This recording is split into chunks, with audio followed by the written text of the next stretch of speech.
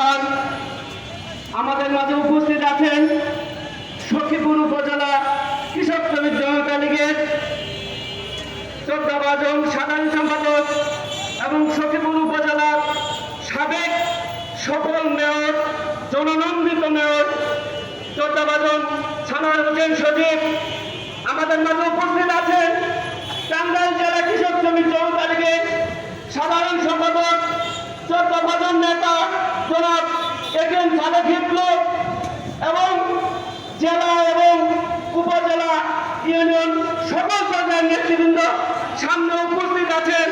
আমার প্রান্তীয় সখীপুরবাসী সকলকে আমার আন্তরিক শুভেচ্ছা এবং অভিনন্দন জানিয়ে আমি দু চারটি কথা বলতে চাই। স্বাধীনতা সংগ্রামের সময় আমার জন্ম হয়নি, আমি মা এবং বাবার কাছে শুনেছি কাদের সিদ্দিকীর গল্প। বঙ্গবীর কাদের সিদ্দিকী বীরত্তম 17,000 সশস্ত্র বাহিনী এবং 72,000 স্বেচ্ছাসেবকের মাধ্যমে একটি মুক্তি বাহিনী গঠন করে এই দেশকে স্বাধীন করেছেন।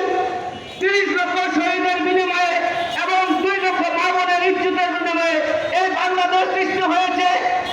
আমি মনে করি স্বাধীনতাকে বিসর্জন দেওয়া যাবে না এবং স্বাধীনতার চেতনা অক্ষুণ্ণ রাখতে হবে।